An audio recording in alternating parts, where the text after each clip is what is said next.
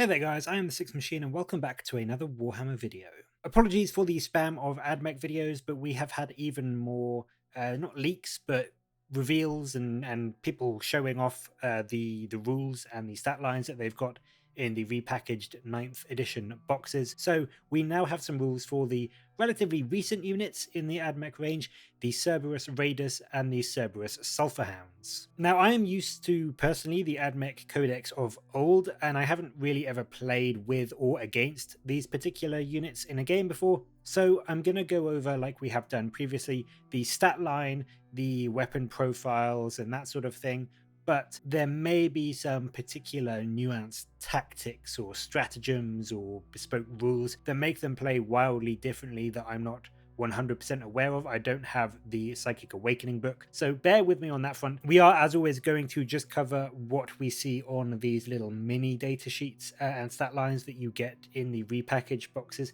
which doesn't cover things like the unit special rules or any special abilities that weapons have, like the blast rule or the melter rule, that kind of thing. So whether those sort of things will be changing or staying the same, or what new rules they may be getting in the new codex, we won't be able to cover that. We're just going to be looking at the stat line and the changes to the actual weapons profiles themselves. So let's take a look at these datasheets and see what is changing for the Cerberus units in the 9th edition codex. Both of these units share the same stat line, so we may as well look at that together. Coming in with a 12-inch move, weapon skill 4+, ballistic skill 3+, strength, toughness and wounds of 3, 1 attack, leadership 6 and a 4-up save. This has now been changed quite significantly in a few ways, with not only each model gaining an extra attack, putting the regular guys up to 2 attack space and the alpha up to 3,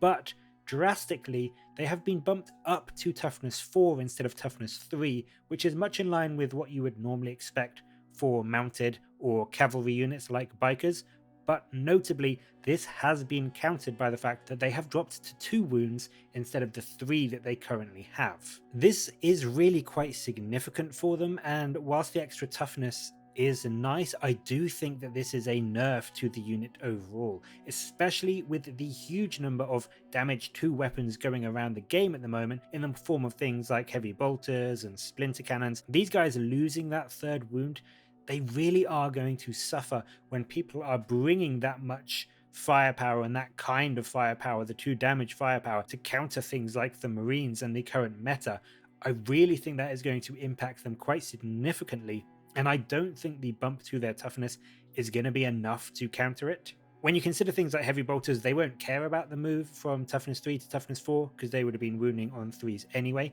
But even things like bolt rifles, 10 bolt rifle shots before would just, on average, not kill one of these guys, doing something like 2.9 unsaved wounds against their 3 wound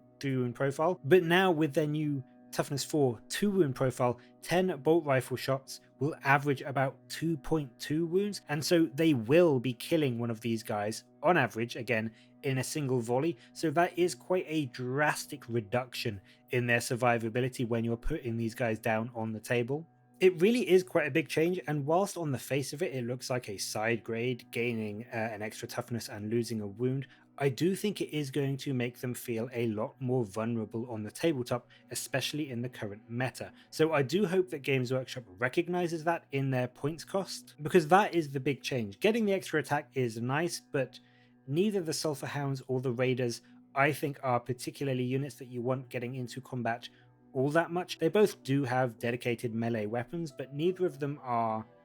especially amazing. They're not bad, especially the Sulfur Hounds, but they're definitely not units that I can see you want charging into enemy units and doing some really, strong melee output. They are both, in my opinion, more harassment units than anything. But on that topic, let's take a look at their damage output, and we will take a look at the Raiders first. So the majority of the weapons across both these units have stayed the same. Things like the mount's clawed limbs are still strength +1, no AP, 1 damage. The Archeo revolver has kept strength 5, -2 AP and 2 damage, and even the cavalry saber for the Raiders is still strength +1, -1 AP and 1 damage. So like I said, it does have a dedicated melee weapon, but it's not a particularly scary one. Putting them up to strength 4 with -1 AP,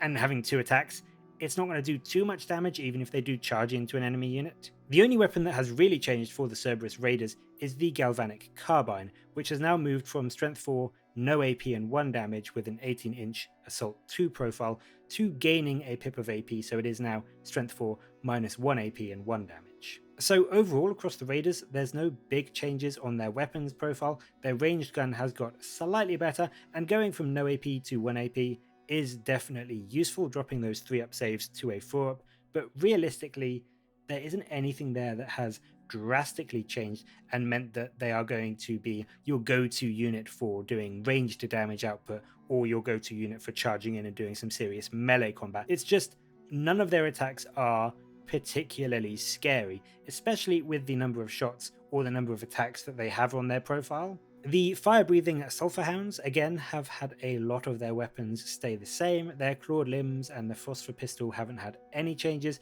but compared to the Raiders, there are some more significant changes to be seen in their other weapons. The Sulfur Breath has, in line with other flamer-type weapons, gained 4 inches of range, pushing it up to 12 inches, but it's also gained an extra pip of AP, bringing it to a Strength 4 minus 2 AP 1 damage profile, which, to be honest, for a flamer weapon, isn't bad at all, especially when it's on such a fast moving unit. You really are going to be able to get this breath weapon wherever you need it on the board, and it's still a pistol, so you can still shoot it into combat, which is very nice as well. The Phosphor Blast pistol, which the Sulfur Hound Alpha carries, has had a decent change in that it has moved from a single shot to a much nicer D3 shots. And I know I tend to bemoan D3 shots and random shots, and it's true, I don't like them, but when it's a move up from 1 shot to D3 shots, you can't really complain, can you? If it has the blast rule as well, which I think based on the fact that it's called a blast pistol, then this will be a decent little bit of extra anti-horde punch to the unit, which along with the mouth flamers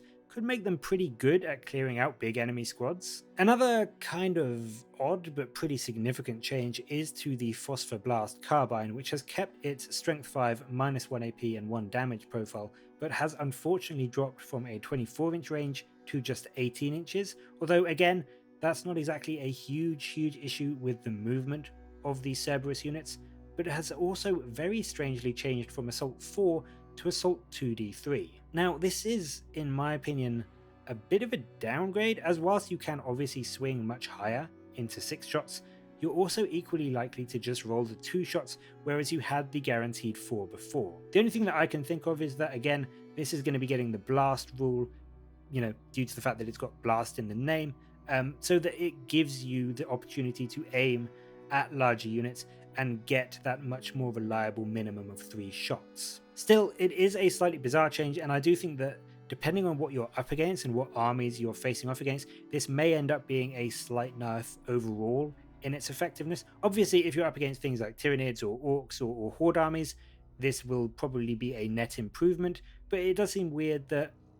they've gone away from the reliability and the stability of a flat amount of shots to the D3 shots, because they seem to be moving away from that in general. They seem to be moving a lot of things from D3 shots to flat 2 shots, or from D6 damage to D3 plus 3 damage, and this seems to be going the other way, so that is a little bit weird, but I do think that overall, against some armies it's going to be slightly worse, against some armies it's going to be slightly better. Finally, we have their melee weapon, and this is the Arc Maul, which has changed to plus 3 strength, minus 2 AP, 1 damage, from the plus 2 strength, minus 1 AP that it has now. So it's quite a decent change, to be honest, bringing them up to strength 6 and really helping them punch through some stronger armor saves with the minus 2 armor penetration. If they keep the rule, which gives them D3 damage against vehicles, then I think they could do some decent work at going through lighter vehicles like Venoms or Piranhas or Land Speeders. So I think the Sulfur Hounds unit overall seems to have come off slightly better than the Raiders. They have a definite role as either an anti-horde unit with all the blast weaponry and the flamer mouths, and they can also double up as a light anti-vehicle unit depending on how you load them out, whereas the Raiders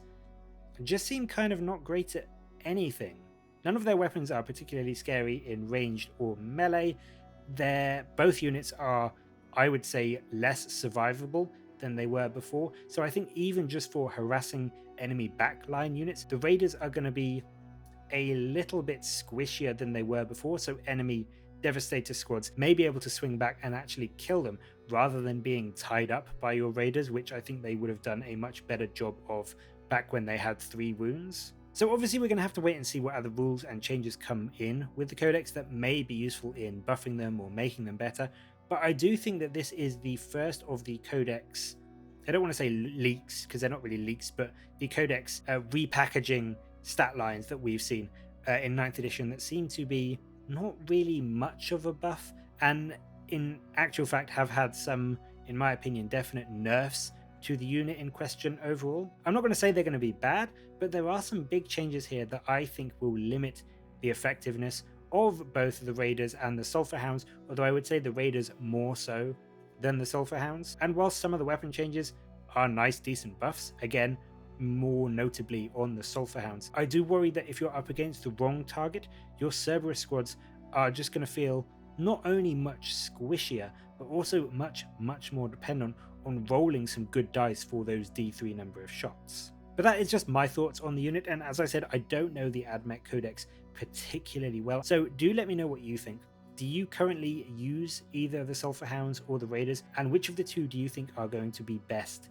in the upcoming Admech Codex? Let me know in the comments below, and as always, thank you very much for watching. Please do leave a like and subscribe for more Warhammer content from me, but until next time, I will catch you later, guys.